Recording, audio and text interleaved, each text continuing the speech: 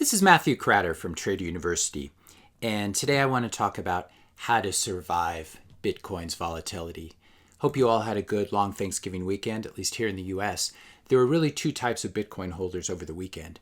There were those who were panicking during the sell-off, and then there were those who were hopefully just enjoying their turkey and not even checking the market. I know a lot of people were panicking because I did get a lot of messages and a lot of emails. It's very important to realize, though, that during bull markets, there are going to be these very deep and sharp pullbacks that normally don't last very long. Here's some examples from the 2016-2017 run-up. And we can see that Bitcoin really went parabolic here. But in the process, it had a number of 38%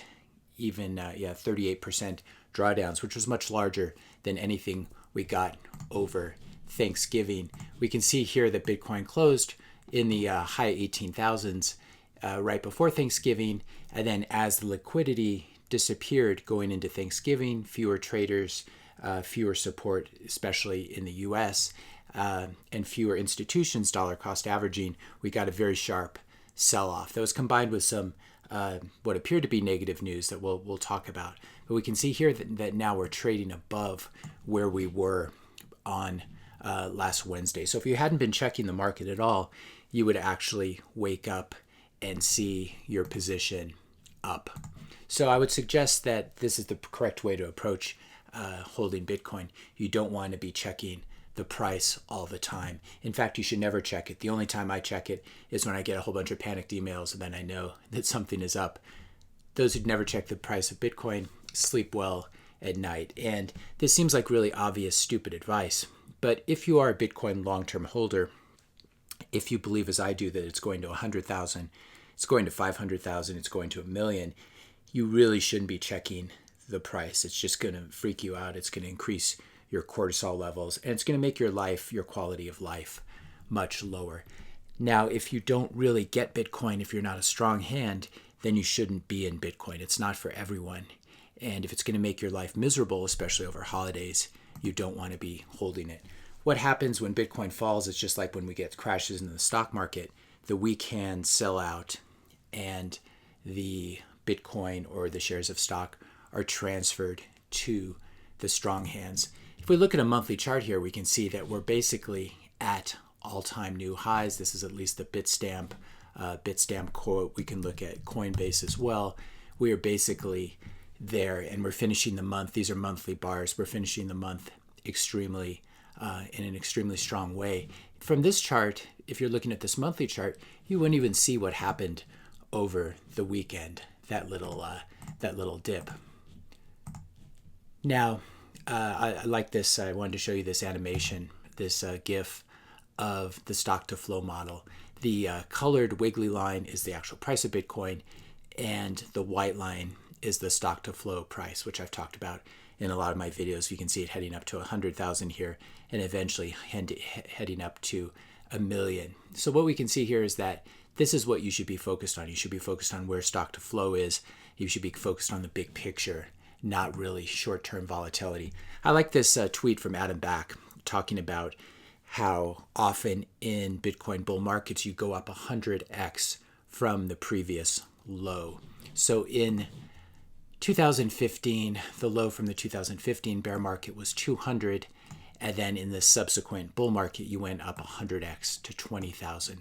The low in this cycle was approximately 3,500, and so if the same rule holds, we should be going up to 350,000 just using this rule of thumb. As he points out, there are a lot more tailwinds this time. We have unlimited easing by the Fed money printing. We have MMT probably on the horizon, and then we have this huge institutional wave of money coming into Bitcoin. As I said, we often get low liquidity on the weekends and on holiday times, and that's when Bitcoin tends to fall. And so it's something you should be expecting and ready for, and you shouldn't even be aware of it if you're not checking prices. We got all of this news. It's almost like someone was short going into Thanksgiving. All of a sudden, this news hit the wires. The CEO of Coinbase saying that maybe the Trump administration on the way out is going to roll out some regulation where you have to verify that you actually own the wallet that you're withdrawing it to. This is the moral of the story: is you don't want to ever be holding your coins on an exchange. You don't want to hold your Bitcoin at Coinbase or Gemini or anywhere like that. You want to be holding it on your hardware wallet, and then you control it, and you don't have to worry about them closing, the government closing the in-ramps or off-ramps. But some of the sell-off may have been caused as well by this announcement. If you have a lot of leveraged traders who are very long, I guess some of them will be allowed to slowly unwind their positions. But this probably led to, if you have mostly leveraged longs, this led to some selling. And then there was news out of China that they seized a bunch of Bitcoin and other cryptocurrencies from the Plus token scam. And the idea was that this was, it was 194,000, approximately 195,000 Bitcoin, that eventually the Chinese government would have to sell these and drive the price down. But it was sort of this combination of news that led to the selling combined with the low liquidity. Now, why is Bitcoin so volatile? I wanted to go over this again. The main reason is because it's a totally free market, and we're not used to free markets anymore, especially in the US, where we always have the Fed manipulating things, manipulating the fundamental discount rate, the various interest rates across the yield curve, printing money and propping up things like junk bonds. Bitcoin's actually a free and unregulated market. You do have whales, supposedly. They can rush in, they can rush out, they can make the price move a lot in the short term. You can have very leveraged traders who are trading on margin or trading using futures, and they can get flushed out. Maybe they're too short or they're too long, and you break the 19,000 level or the 18,000 level or the 17,000 level, as we saw over the weekend, and all the leveraged traders get flushed out, and people can panic, especially when liquidity is low. It exaggerates the moves.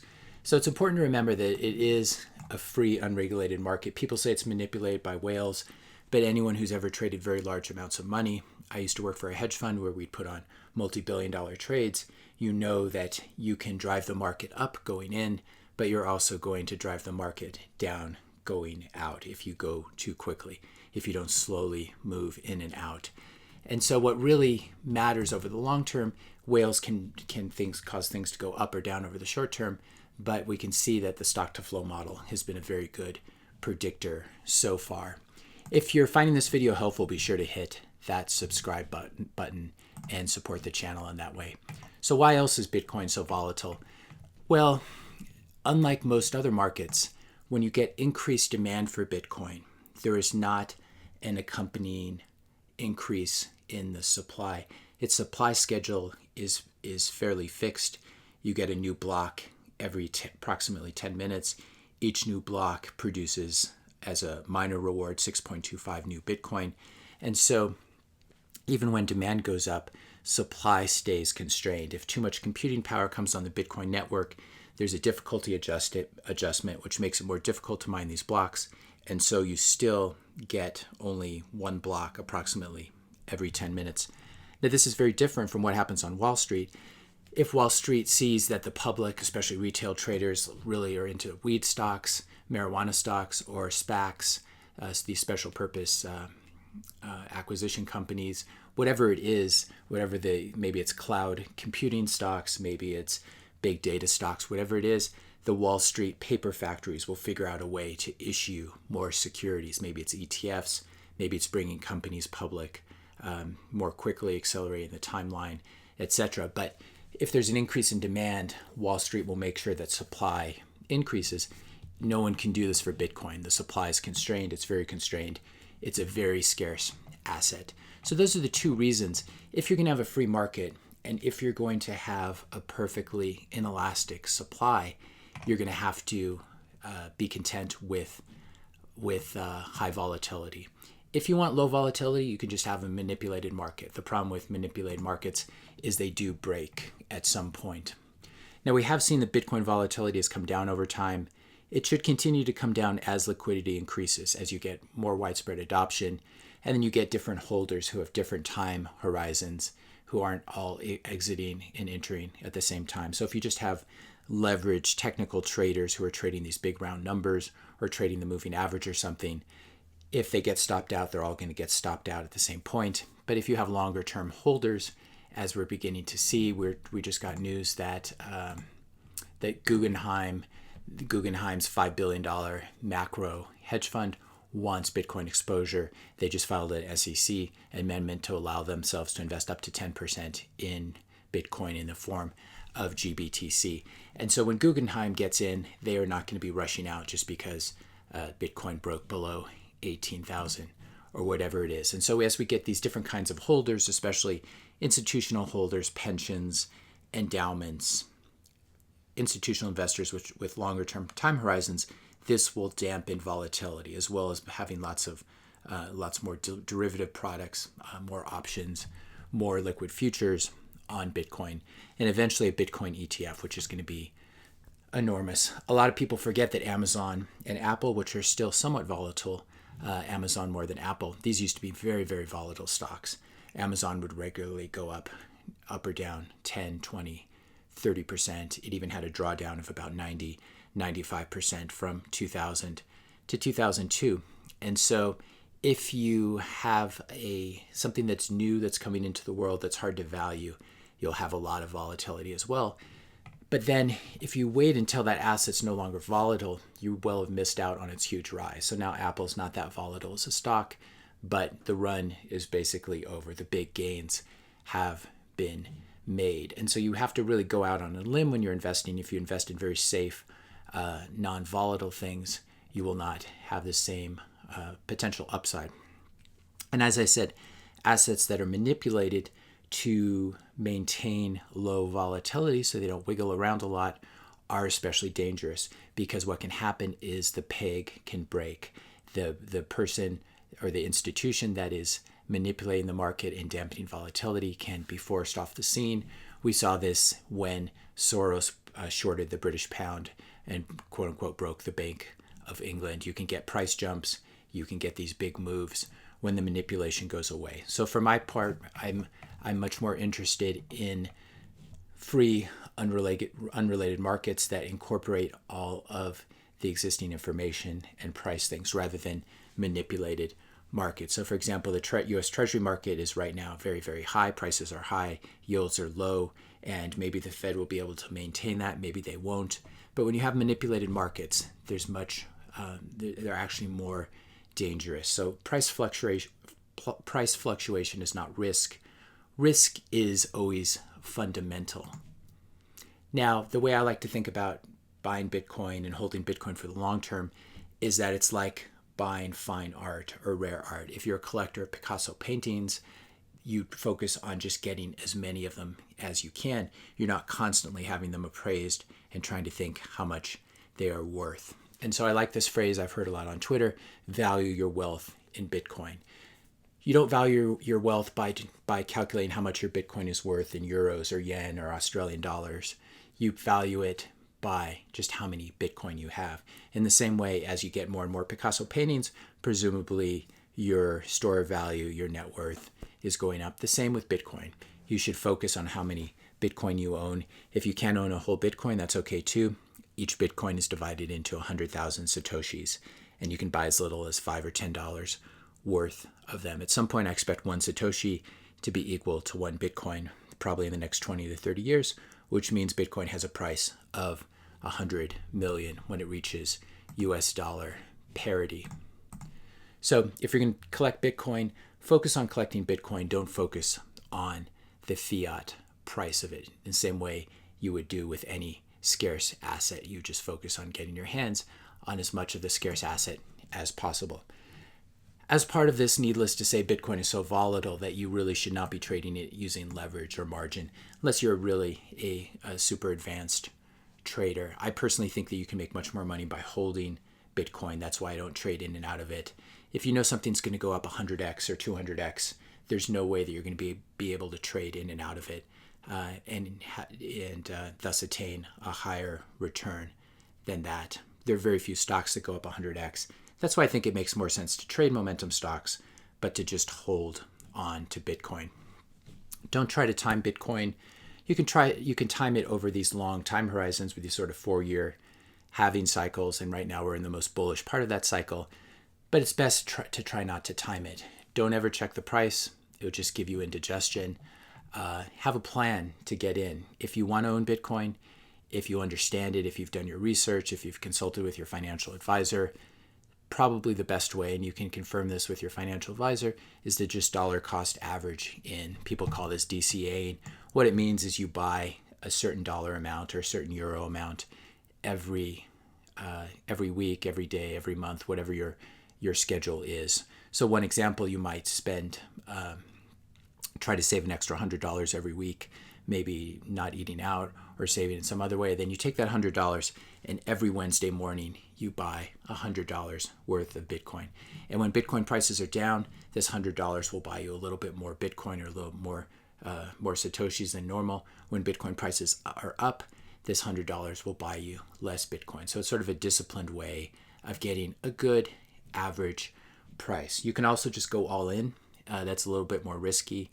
And I've seen people who do that, then Bitcoin falls 20% and they panic out. So I think for most people, and again, consult with a financial advisor, but dollar cost averaging makes a lot of sense. I haven't used Swan Bitcoin, but I've been hearing good things about them. This is a way to sort of dollar cost average automatically. You can see that you can set it up on your phone and it will tell you can set it up to just cost average in, maybe buy $10 worth of Bitcoin every day, and then you withdraw it and hold it on a hardware wallet. Their fees are not the cheapest. I personally prefer Coinbase Pro, even though it's not the greatest company. The service often goes down. I saw Coinbase Pro was basically crashed on, I believe it was on Thursday or Friday, but they do charge lower commissions. It almost doesn't matter. It's almost like going to a gas station on a road trip. You don't have to fall in love with the gas station. You just need some gas. Same with Coinbase or Gemini or Kraken or Swan Bitcoin. You just want to get some Bitcoin. And I personally prefer Coinbase Pro simply because you can pay commissions of about 0.5% and sometimes a little bit lower. Swan Bitcoin's a little bit more expensive. Ultimately, this won't matter that much if Bitcoin goes up a lot.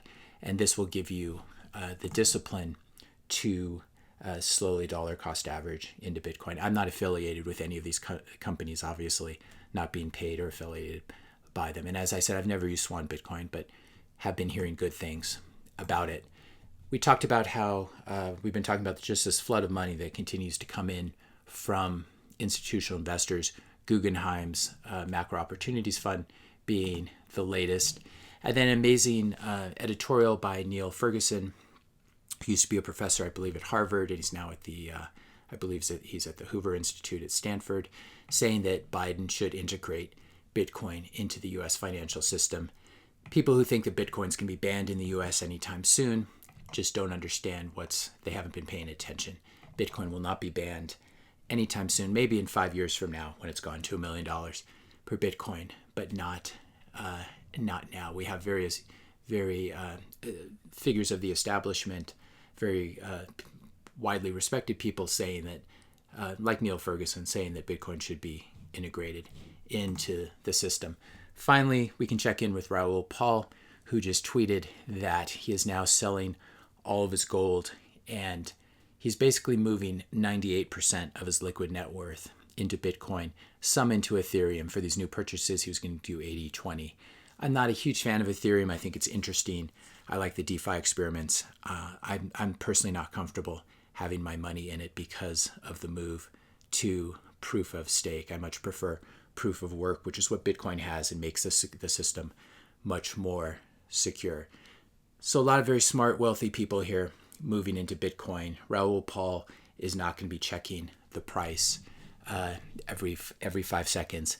He is not going to be wiggled out either. So keep this in mind when you're buying Bitcoin. If you're going to buy Bitcoin, buy it for the long term. You can be like Warren Buffett, do a buy and hold. And as Buffett used to say, my favorite holding period is forever.